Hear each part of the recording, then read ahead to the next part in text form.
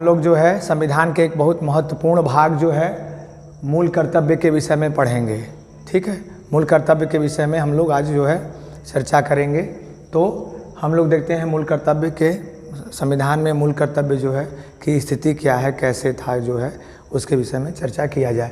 तो मूल कर्तव्य इसे कहते हैं फंडामेंटल ड्यूटीज़। मूल कर्तव्य यानी फंडामेंटल ड्यूटीज़। तो जो है मूल कर्तव्य, इसके पहले हम लोगों ने पढ़ा जो है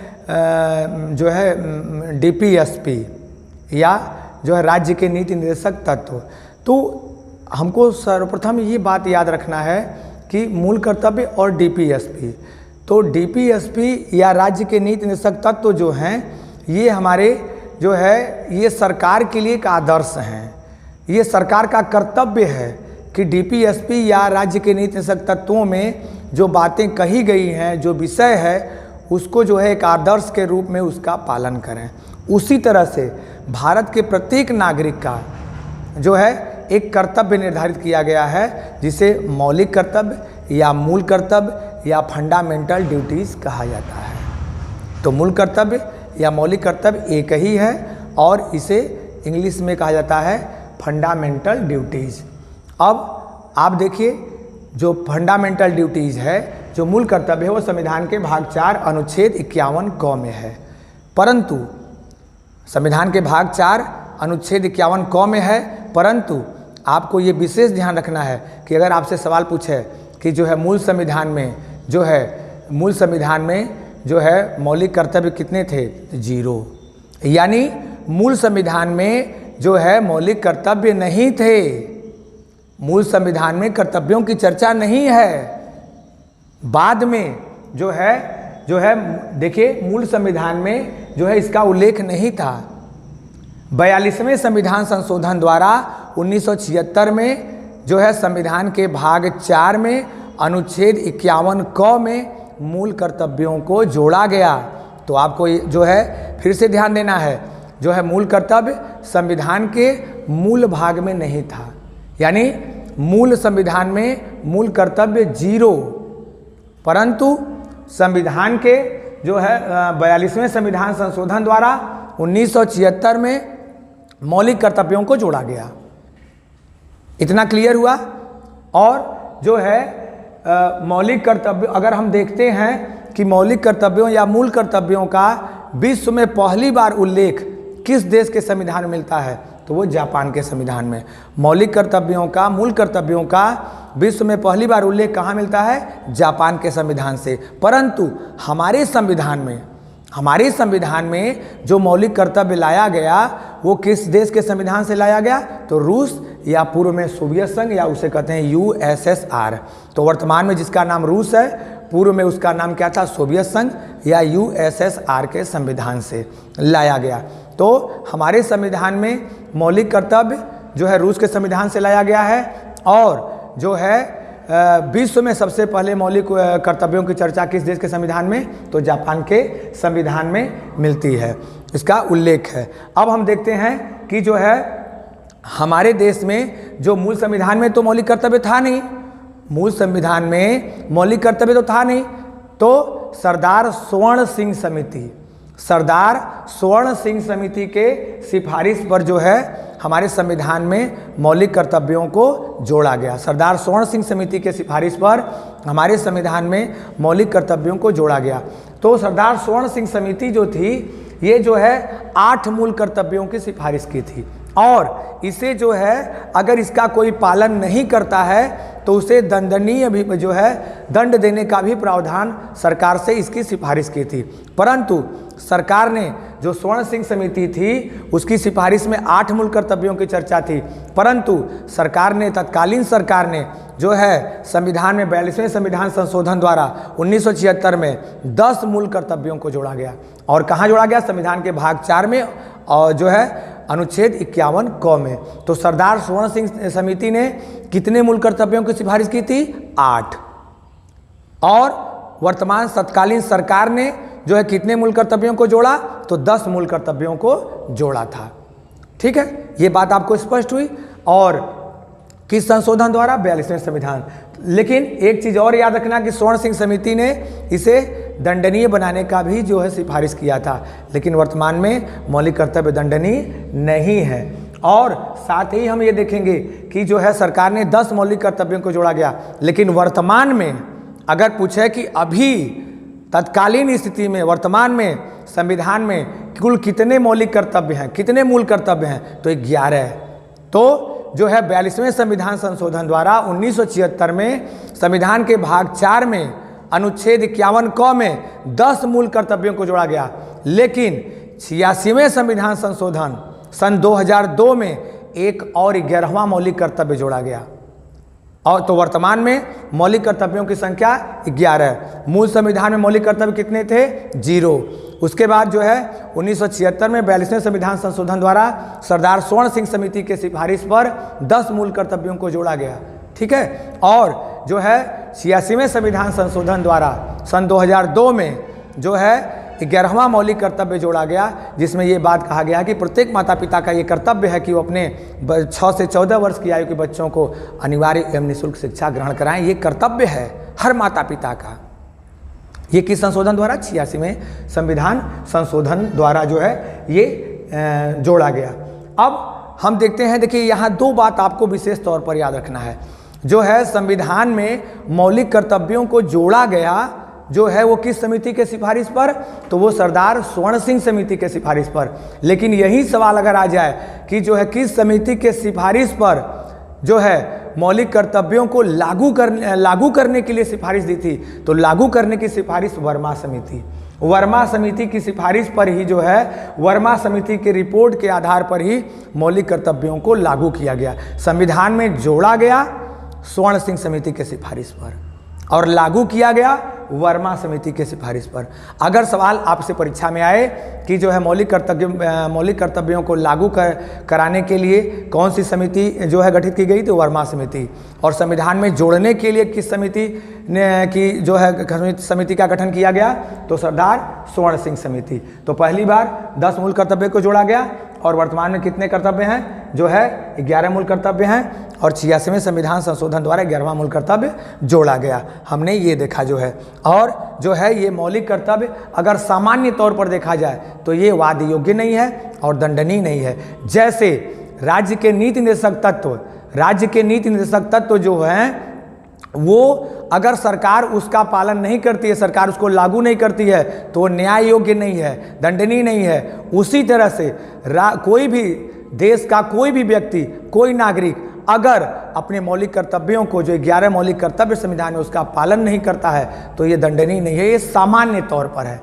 परंतु आगे तमाम जो है विधियां बनी तो कुछ मौलिक कर्तव्य वर्तमान में दंडनीय भी बन गए हैं। लेकिन सामान्य तौर पर अगर आप जो है छोटी परीक्षा देते हैं तो आप अगर सवाल पूछेगा कि क्या मौलिक कर्तव्य दंडनीय है, तो आपका उत्तर होगा नहीं। लेकिन अगर बड़ी बड़ी परीक्षाएं देते हैं, कुछ जो है ऊंचे स्तर की परीक्षाएं देते हैं, तो वहां आपको ये विचार करना पड़ेगा। कुछ मौलिक कर्तव्य हैं जिनका उल्लंघन अगर आप करते हैं तो वो जो है दंड की श्रेणी में आते हैं, उस पर दंड दिया जा सकता है। तो इस बात को आपको जो है ध्यान रखना है। तो हमने एक सामान्य तौर पर जो है देखते हैं, मूल संविधान में कितने मौलिक कर्तव्य? 0 मौलिक कर्तव्य जोड़ा गया। मौलिक कर्तव्य संविधान के किस भाग में है? भाग 4 अनुच्छेद 51 का कहाँ से लिया गया है? रूस के संविधान से। सबसे पहले मौलिक कर्तव्य जापान के संविधान में। सबसे पहले मौलिक कर्तव्यों की चर्चा कहाँ मिलती है? जापान में। हमारे संविधान में मौलिक कर्तव्य कहाँ से लिया गया है? रूस के संविधान से लिया गया है। रूस, ये सोवियत संघ या USSR, तीनों एक ही है। ठीक है। तो हमारे संविधान में रूस से लिया गया जो है 42वें संविधान संशोधन 1976 में जो है सरदार स्वर्ण सिंह समिति के सिफारिश पर मौलिक कर्तव्यों को संविधान में जोड़ा गया और वर्मा समिति के सिफारिश पर जो है ये लागू किया गया। मौलिक कर्तव्य जो है दंडनीय नहीं है, न्यायालय द्वारा प्रवर्तनीय नहीं है। जैसे सरकार का कर्तव्य कहाँ है? तो जो है DPSP या नीति निर्देशक तत्व। और भारत के प्रत्येक नागरिक का कर्तव्य क्या है? तो भाग 4 में मूल कर्तव्य में।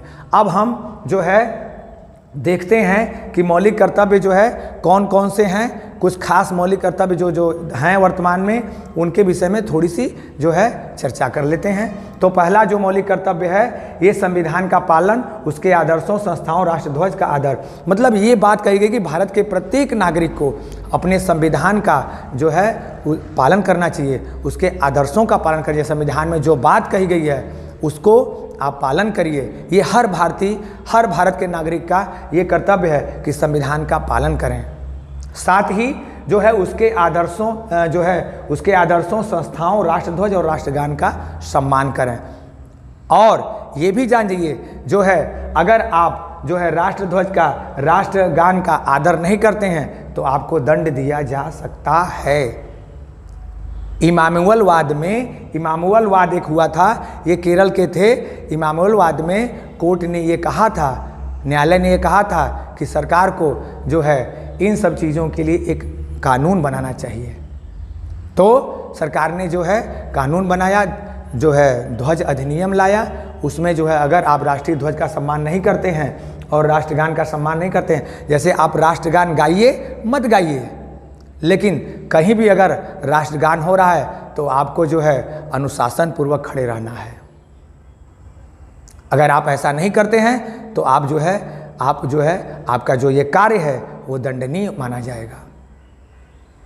ठीक है, तो जो है पहला मौलिक कर्तव्य क्या है? पहला मूल कर्तव्य है संविधान का पालन करें और उसके आदर्शों, उसकी संस्थाओं, जैसे संविधान का, संस्था का मतलब है जो संवैधानिक संस्था, जिस संस्थाओं का वर्णन संविधान में है, जैसे संसद भवन, राष्ट्रपति भवन, ये सब सुप्रीम कोर्ट, हाई कोर्ट, न्यायालय, जिन संस्थाओं का वर्णन संविधान में है उसे संवैधानिक संस्था कहते हैं।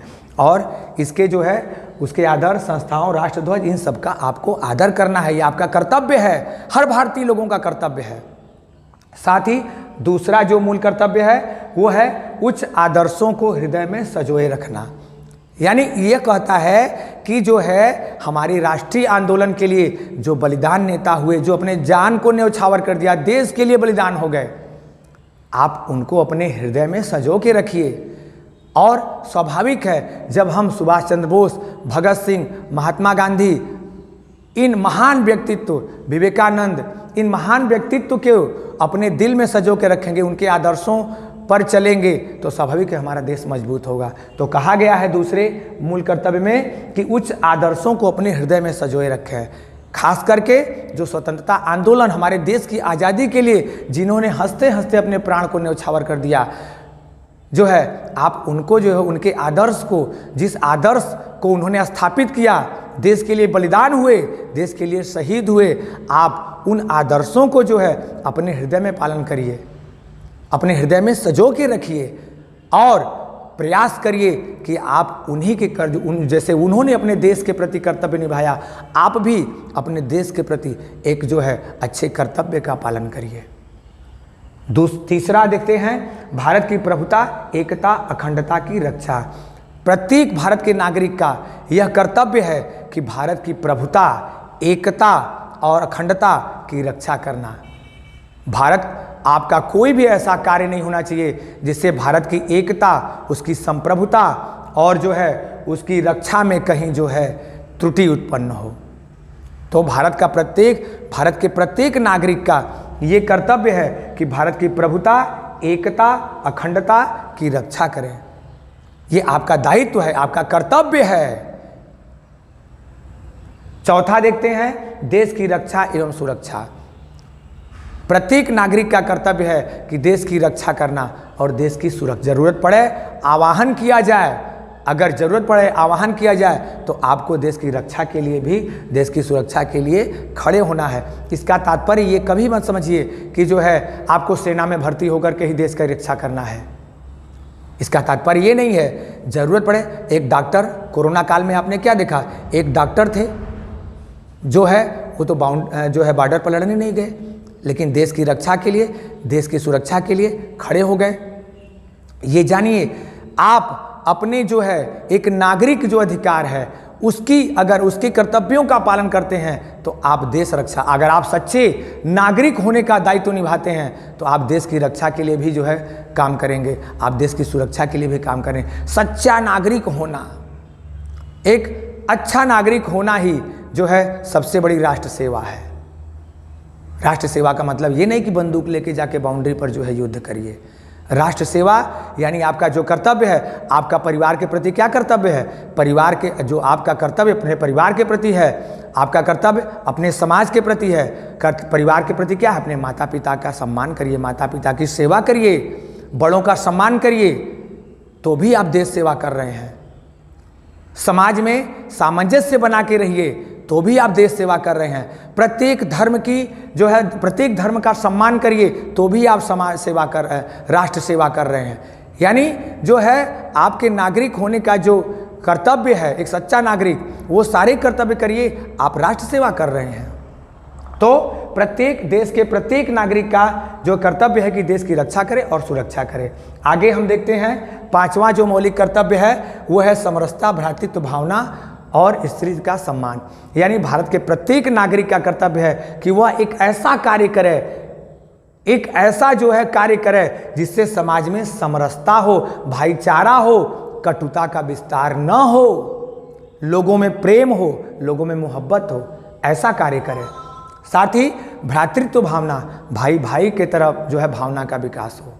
और जो है भारत के प्रत्येक नागरिक का ये कर्तव्य है कि जो है वह स्त्री का सम्मान करे, स्त्री को इज्जत दे, स्त्री का सम्मान करे। ये भारत के प्रत्येक नागरिक का कर्तव्य है।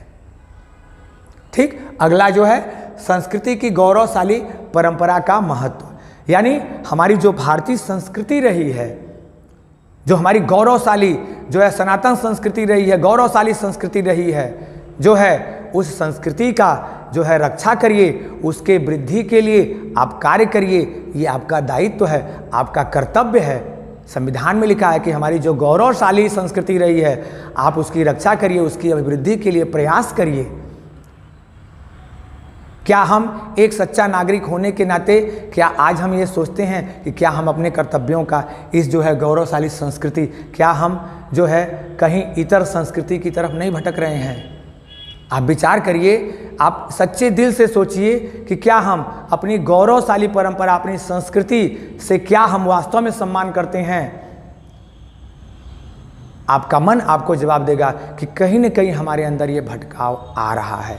हम अपनी संस्कृति, ऐसा नहीं हो सकता कि हम अपनी संस्कृति को जो है पूरे विश्व स्तर पर जो है फैलाएं, विश्व स्तर पर फैलाएं। तो ये जो है अगला मौलिक कर्तव्य क्या कहता है कि हम अपनी संस्कृति का विस्तार करें, अपनी संस्कृति का सम्मान करें। जब हम अपनी संस्कृति का हम ही नहीं सम्मान करेंगे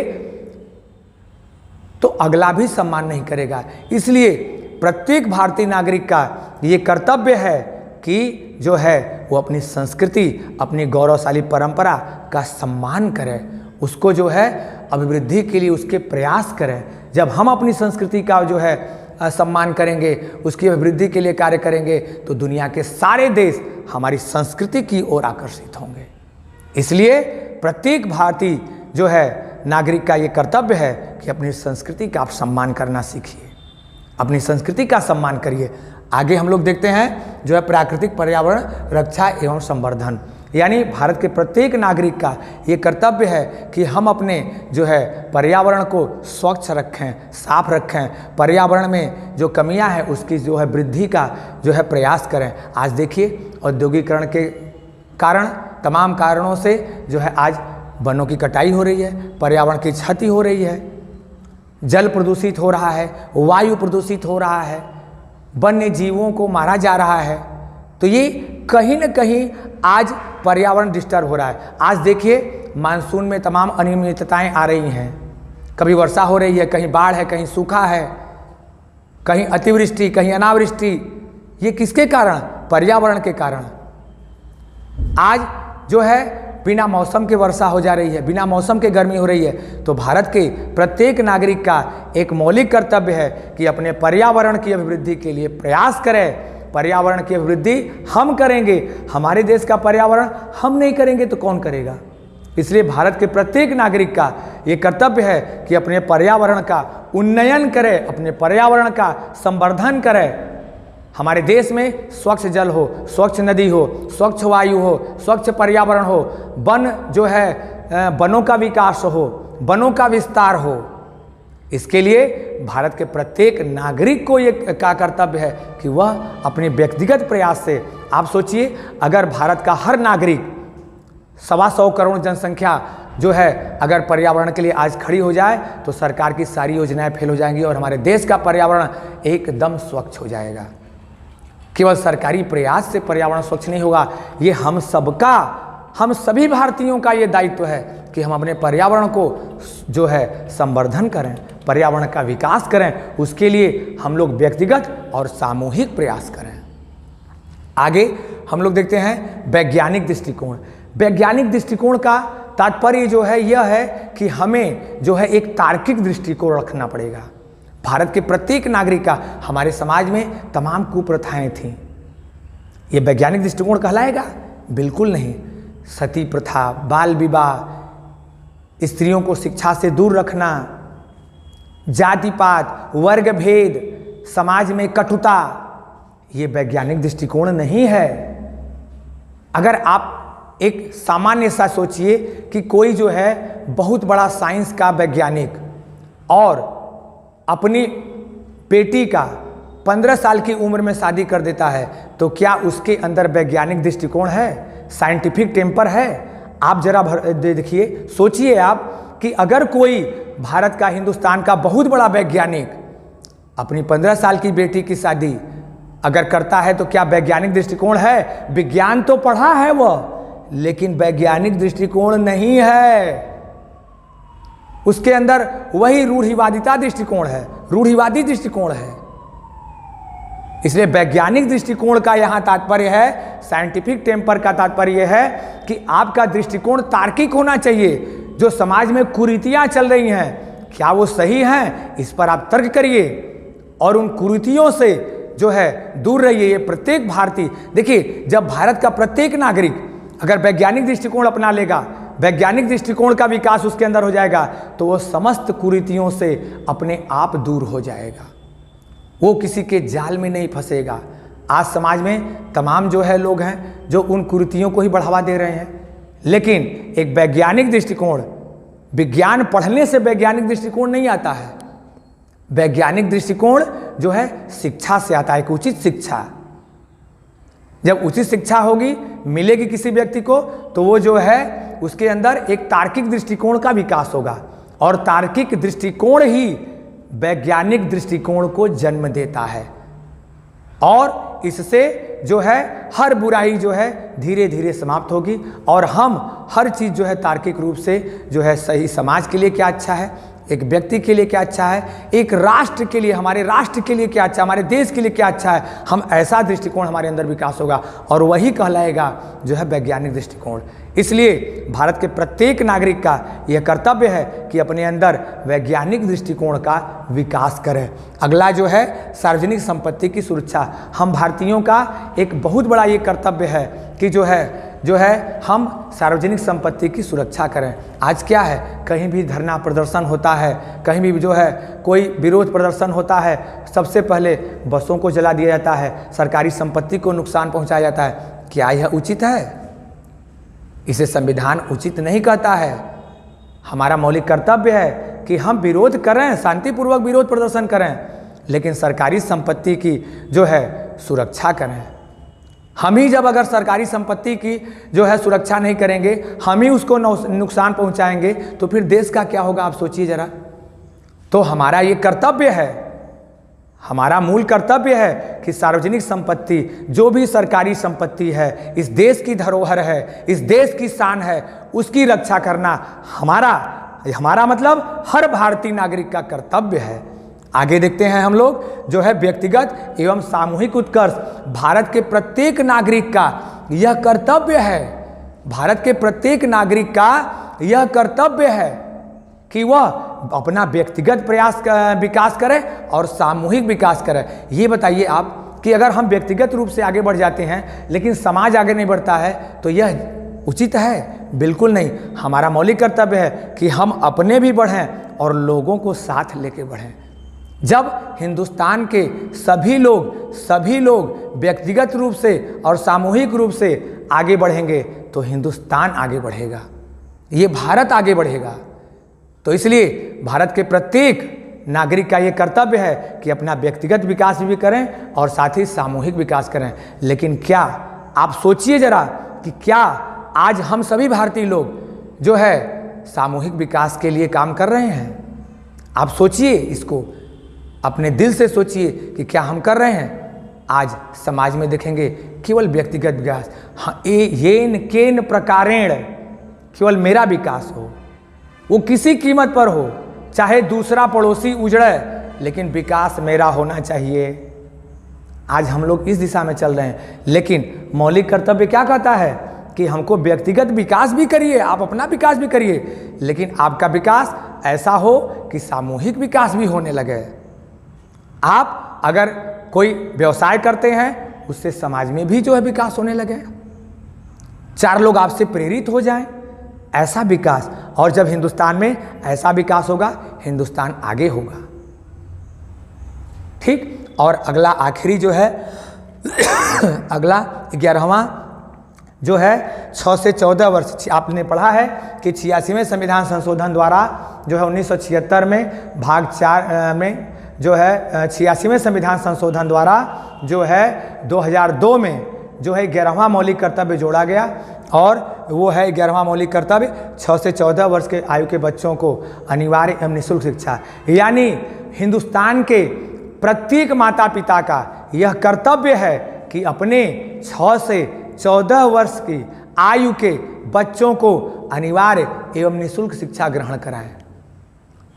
ये कर्तव्य है हर माता पिता का, हिंदुस्तान के हर माता पिता का ये मौलिक कर्तव्य है कि वह अपने 6 से 14 वर्ष की आयु के बच्चों को अनिवार्य एवं निःशुल्क शिक्षा ग्रहण कराए। ये कर्तव्य है हर माता पिता का, और इसका पालन करना, इस कर्तव्य को निभाना हर माता पिता का दायित्व है। तो ये 11 मूल कर्तव्य हैं जो है। अब हम थोड़ा सा देख लेते हैं कि जो है ऐसे सामान्य तौर पर अगर हम देखते हैं तो मौलिक कर्तव्य वाद योग्य नहीं है, दंडनीय नहीं है। लेकिन कुछ जो है मौलिक कर्तव्य आपको याद रखना है। अगर ऊंची क्लास की परीक्षाओं को देते हैं, जैसे PCS हो गया, IAS हो गया, तो वहाँ पर जो है आपको थोड़ा सा ये ध्यान रखना पड़ेगा कि 4 ऐसे जो है मौलिक कर्तव्य हैं जिनका अगर आप उल्लंघन करते हैं तो वो दंडनीय है। पहला है जो है संविधान का पालन नहीं करते हैं, उनके आदर्शों, संस्थाओं, राष्ट्रध्वज और राष्ट्रगान का आदर नहीं करते हैं, तो ये दंडनीय है। दूसरा हम लोग देखते हैं प्राकृतिक पर्यावरण की रक्षा नहीं करते हैं, तो जो है ये भी दंडनीय है। आप जो है जो है अगर गाय वध करते हैं, गौ हत्या निषेध है, अगर आप गाय हत्या करते हैं तो स्वाभाविक है, आप जंगल की कटाई करते हैं तो वो भी दंडनीय है। तो ये भी प्राकृतिक पर्यावरण की रक्षा या संवर्धन करना जो है, अगर इसका पालन नहीं करते हैं, इसका उल्लंघन करते हैं, तो ये भी दंडनीय माना जाता है। और साथ ही सार्वजनिक संपत्ति को आप जो है सार्वजनिक संपत्ति को तोड़िए, फोड़िए, नुकसान पहुंचाइए, तो वो भी दंडनीय है। और साथ में अगर कोई माता पिता अपने 6 से 14 वर्ष के बच्चों को अनिवार्य एवं निःशुल्क शिक्षा ग्रहण नहीं कराता है, जो कि ग्रहण करना बच्चे का जो है बच्चे का मूल अधिकार है, तो उसके मूल अधिकार का उल्लंघन होगा, इसलिए उस माता पिता को दंड दिया जा सकता है। तो जो है अगर एक सामान्य सी बात याद रखना है कि जो है 11 मौलिक कर्तव्यों में दंडनीय कितने हैं? 4 जो है पहला, उसके बाद जो है 7वां, उसके बाद जो है 9वां और 11वां। पहला, 7वां, 9वां और 11वां। तो ये जो है ये मौलिक कर्तव्यों के विषय में हम लोगों ने चर्चा किया। 1 मिनट के लिए हम लोग जो है एक बार फिर से रिवीजन कर लेते हैं। मूल संविधान में कितने मौलिक कर्तव्य? 0। किस संशोधन द्वारा जोड़ा गया? 42वें संविधान संशोधन 1976 में। और जो है संविधान के भाग 4 में है, अनुच्छेद 51 में है। सबसे पहली बार मौलिक कर्तव्यों की चर्चा कहाँ? जापान के संविधान में। हमारे देश में मौलिक कर्तव्य कहाँ से लिया गया? रूस के संविधान से। क्या मूल कर्तव्य दंडनीय है? बिल्कुल नहीं है, मूल कर्तव्य दंडनीय नहीं है, लेकिन उन 4 को अलग से जो है आप ध्यान रखिएगा। जो है मौलिक कर्तव्यों को शामिल किया गया स्वर्ण सिंह समिति के सिफारिश पर, लागू किया गया वर्मा समिति के सिफारिश पर। तो ये जो है मूल बात थी, आप इसको जो है अपने मन में रखिएगा, जो है इसको याद रखिएगा। जो है आप इसका स्क्रीनशॉट ले लीजिए, एक बार जो है आप इसका स्क्रीनशॉट ले लीजिए। नमस्कार मित्रों, आप इस वीडियो को अधिक से अधिक लाइक और शेयर करें, अपनी राय कमेंट करके बताएं। इस तरह की और जानकारी के लिए हमारे टेलीग्राम व यूट्यूब चैनल शिक्षा फारकम को सब्सक्राइब करें, साथ ही बेल आइकन दबाएं, जिससे हमारी वीडियो की नोटिफिकेशन आपको सबसे पहले मिले। धन्यवाद।